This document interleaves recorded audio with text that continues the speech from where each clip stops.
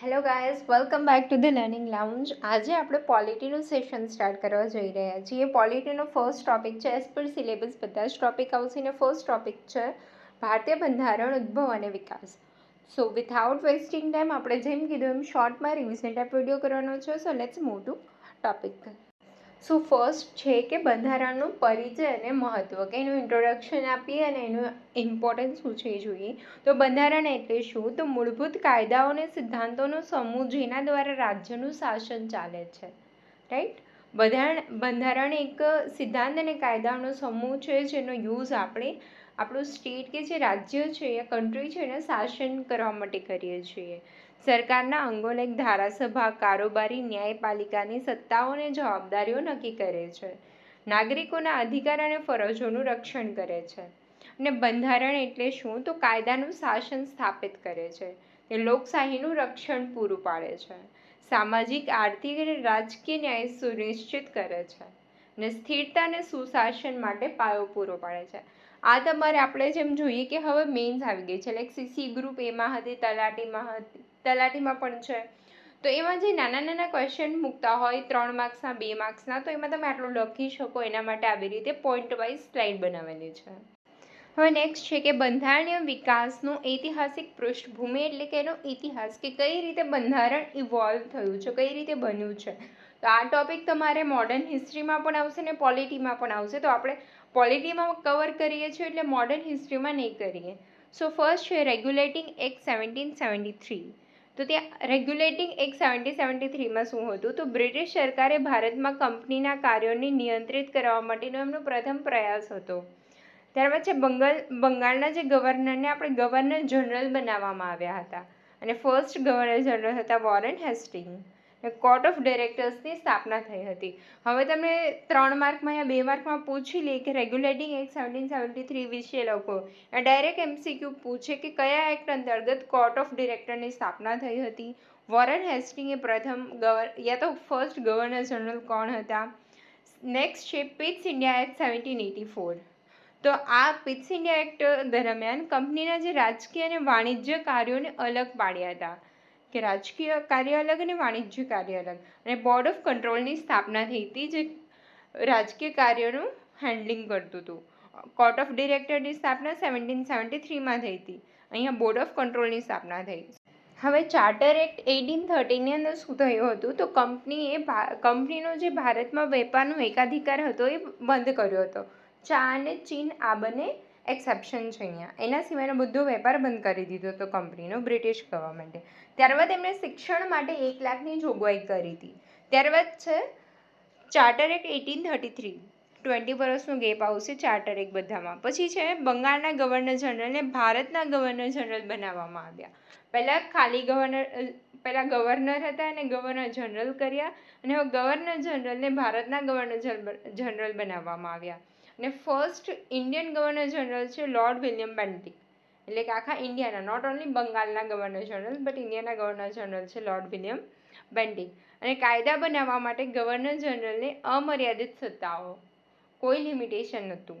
ત્યારબાદ છે સંપૂર્ણપણે કેન્દ્રીકરણનો પ્રયાસ હતો, એટલે કે સેન્ટ્રલાઇઝેશન.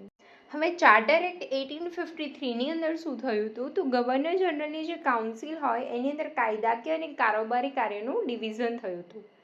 ત્યારબાદ સિવિલ સર્વિસની જે એક્ઝામ છે બધા માટે ઓપન રાખવામાં આવેલી હતી. ત્યારબાદ સ્થાનિક પ્રતિનિધિત્વનો પ્રારંભ થયો હતો. સો નેક્સ્ટ આવશે ભારત સરકાર અધિનિયમ 1858. હવે 1857ના વિપ્લવ પછી કંપનીના શાસનનો ટોટલી અંત આવી ગયો હતો. ભારતનું શાસન સીધું બ્રિટિશ તાજના અંડરમાં થઈ ગયું હતું ઇન 1858. હવે ગવર્નર જનરલને વાઇસરોય તરીકે ઓળખવામાં આવ્યા. પહેલાં ગવર્નરને ગવર્નર જનરલ ઓફ બેંગાલ, કયા એક્ટની અંદર? તો 1773. ત્યારબાદ ગવર્નર જનરલ ઓફ બેંગાલ ને ગવર્નર જનરલ ઓફ ઇન્ડિયા કીધા ઇન 1833. અને 1858ની અંદર ગવર્નર જનરલને આપણે વાઇસરોય તરીકે ઓળખીશું. તો ફર્સ્ટ વાઇસરોય થશે લોર્ડ કેનિંગ. હવે ભારતના સચિવ એટલે કે સેક્રેટરી ઓફ ઇન્ડિયાનું એક પદ બનાવવામાં આવ્યું અલગથી ડ્યુરિંગ 1858 એક્ટ. સો હવે નેક્સ્ટ છે ભારતીય પરિષદ અધિનિયમ 1861. તો આ નિયમની અંદર આપણું જે કાયદા બનાવવાની પ્રક્રિયા હોય એની અંદર ભારતીયોને સામેલ કરવામાં આવતા હતા. ત્યાર પછી પ્રાંતોમાં કાયદાકીય પરિષદની સ્થાપના થઈ હતી. અને નેક્સ્ટ છે કે પોર્ટફોલિયો સિસ્ટમ સ્ટાર્ટ થઈ હતી. ને પોર્ટફોલિયો સિસ્ટમ કોણ લઈ આવ્યું હતું? તો એ હતા લોર્ડ કેનિંગ. ત્યાર પછી ભારતીય પરિષદ અધિનિયમ 1892. તો અહીંયા કાયદાકીય પરિષદના કદમાં વધારો થયો હતો. જે કાયદાકીય પરિષદ આપણે 1861ની અંદર ઇન્ડિયન્સને ઇન્વોલ્વ કરેલા હતા, હવે એની સાઇઝમાં વધારો થયો હતો. હવે પરિષદના સભ્યોને બજેટ પર ચર્ચા કરવાની અને પ્રશ્ન પૂછવાની છૂટ હતી. 1861માં જસ્ટ ઇન્વોલ્વ કર્યા હતા. 1892માં થોડાક એમને રાઇટ્સ આપ્યા કે તમે ક્વેશ્ચન કરી શકો છો. ત્યાર પછી અપરોક્ષ ચૂંટણી પ્રણાલીની શરૂઆત થઈ હતી. તો આવા વન-લાઇનર ક્વેશ્ચન ડાયરેક્ટ પૂછાય કે કયા એક્ટ અંડર અપરોક્ષ ચૂંટણીની શરૂઆત થઈ હતી, પોર્ટફોલિયો સિસ્ટમની શરૂઆત થઈ હતી, યા તો પોર્ટફોલિયો સિસ્ટમ કોણ લાવ્યું હતું એ રીતે.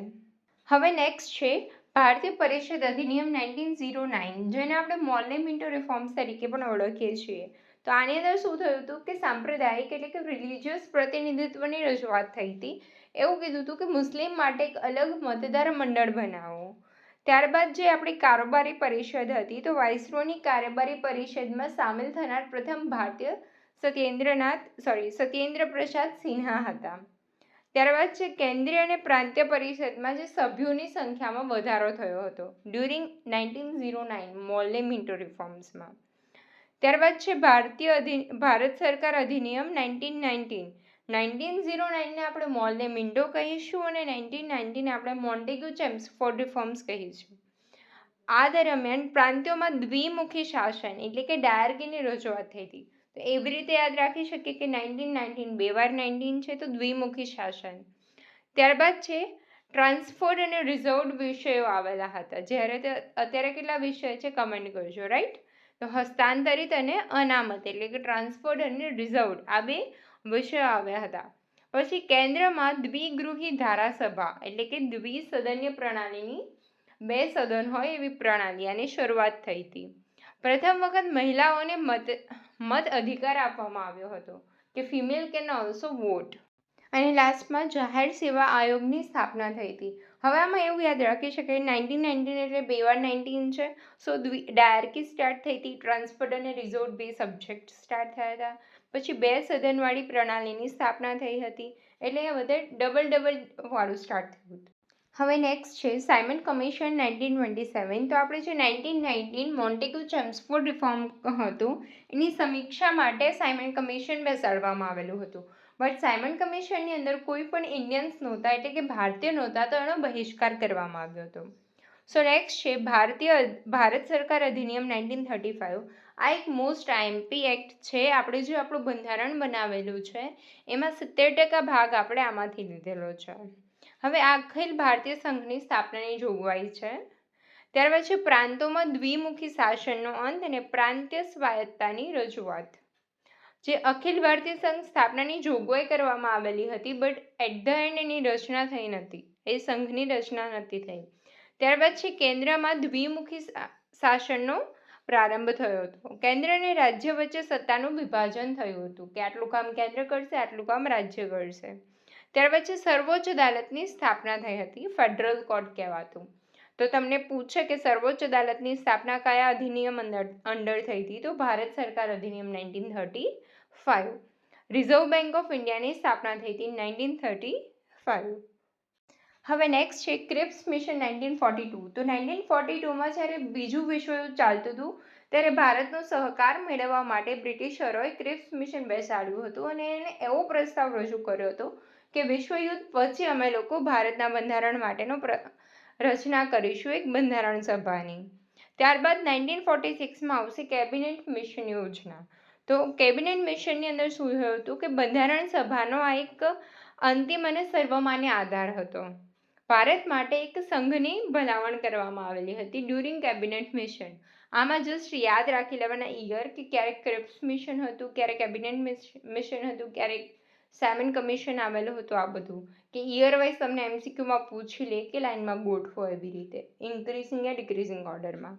Okay guys, thank you so much. આ રીતે આપણે તલાટીના જે સિલેબસમાં પોલિટી આપેલું છે એમાં પોલિટીનો ફર્સ્ટ ટોપિક કમ્પ્લીટ કરેલો છે. જો તમને અમારો વિડીયો ગમ્યો હોય અને આવા જ અવનવા વિડીયો જોતા હોય તો પ્લીઝ અમારી ચેનલને સબસ્ક્રાઈબ કરી દો, વિડીયોને લાઇક કરી દો અને તમારા ફ્રેન્ડ્સ જોડે શેર કરી દો. Thank you guys.